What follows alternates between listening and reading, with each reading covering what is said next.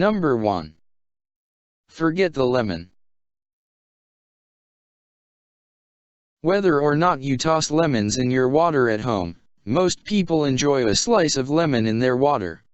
However, because lemons at restaurants aren't considered a true food, they often end up being handled by a number of different staff members and in potentially less than acceptable ways, means you never know what's come into contact with your lemon slice before it hits your drink.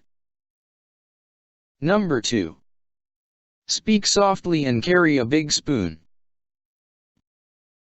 Although it is a horrifying thought that you would be sharing your meal with anyone, the truth is that there are some workers in restaurants that carry spoons or forks with them to sample their favorite dishes before they are taken out to you, the customer. Since these utensils are rarely, if ever, cleaned between samplings, you could be sharing that amazing dessert you just ordered with several people in the kitchen. Number 3. Happier kids' meals. Restaurants that cater to families quickly figured out that kids are more likely to eat their entire meal if they add some extra sugar, whether it's in the pizza dough or the pasta sauce. They have also figured out that parents are happier with their dining experience if their children eat all of their meals and are more likely to return. Be aware of the extra sugar that could be lurking in the kids' meals. Number 4. You didn't actually want caffeine, did you? Many restaurant workers feel like keeping 2 different coffee pots clean, one for regular coffee and one for decaf, is simply too much work after the morning rush is over. For that reason, it's not uncommon for them to serve decaf coffee all day long, whether you need it or not. Number 5. The bathroom can reveal secrets of the kitchen. It sounds crazy, but if you want to get an idea of the level of cleanliness that is happening in the kitchen, you might consider checking out the bathroom. If the bathroom is rarely attended to and allowed to get grimy and generally be in disrepair, there's a good chance that the kitchen isn't very different. Number 6. What makes the special so special? Unfortunately, in many cases what makes the special of the day so special is the expiration date of its ingredients. Many restaurants will offer certain food items at discounted rates so they are more likely to sell all of them before they expire. Although this doesn't necessarily mean that you'll end up with some overripe, questionable bowl of something, it can mean that the ingredients in the special dish aren't as fresh as other options. Number 7. The 5-second rule rules.